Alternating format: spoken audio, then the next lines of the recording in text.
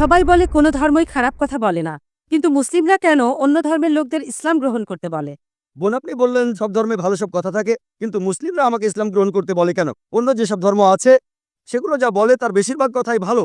তবে ইসলাম ভালো কথা বলার পাশাপাশি আপনাকে দেখাবে কিভাবে সেটা অর্জন করতে হয়।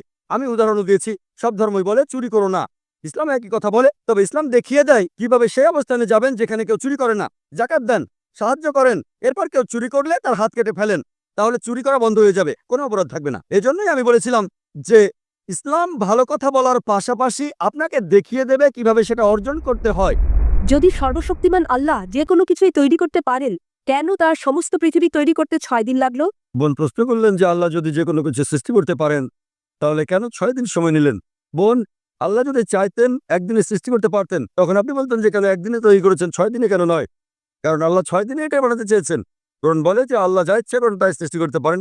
অনেক আয়াতে আছে, আল্লাহ বলেন কোরআনে সূরা আলে ইমরান অধ্যায় 3 আয়াত নম্বর 59, إن مثل عيسى عند الله كمثل آدم خلق من تراب ثم قال له كن فيكون। আল্লাহ আদম আলাইহিস সালামকে সৃষ্টি করেছেন যেমন তিনি যীশু খ্রিস্টকে সৃষ্টি করেছেন ধুলো থেকে, তিনি বলেন হও আর তা হয়ে যায়। আল্লাহ যখন কিছু সৃষ্টি করতে চান তিনি বলেন হওয়ার হয়ে যায়, তিনি ইচ্ছে করলেই এটা হয়ে যায়।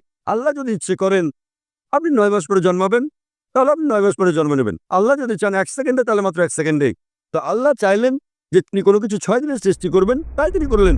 পৃথিবীতে অনেক মানুষ ভুল কাজ করছে, আমার ভাবতে খুব অবাক লাগে, এতগুলো মানুষ দোজখে যাবে? তিনি অবাক হচ্ছেন এতগুলো মানুষ কিভাবে দোজখে যাবে। আমাদের এই জীবনটা হলো পরীক্ষা। আপনারা যদি ভালো করে দেখেন যে নিচু গ্রেডের পরীক্ষাগুলোতে বেশিরভাগ ছাত্র পাশ করে, তবে উপরের লেভেলে গেলে সেখানে পাশ করাটা কঠিন। উদাহরণস্বরূপ কোনো কঠিন পরীক্ষায় বসেছেন, যেমন মেডিকেল কলেজে ভর্তি হতে গেলে আপনাকে পড়তে হবে, খাটাখাটনি করতে হবে, পড়াশোনা করতে হবে। একইভাবে বেহেশতে যেতে গেলে এটা সহজ কাজ না, এটা মেডিকেলে ভর্তির চেয়েও অনেক কঠিন কাজ। তাই এটা আসলে পরকালের জন্য পরীক্ষা। যারা আল্লাহর নির্দেশগুলো মেনে চলবেন তারা ইনশাআল্লাহ বেহেশতে যেতে পারবেন। আশা করি বোন উত্তরটা পেয়েছে।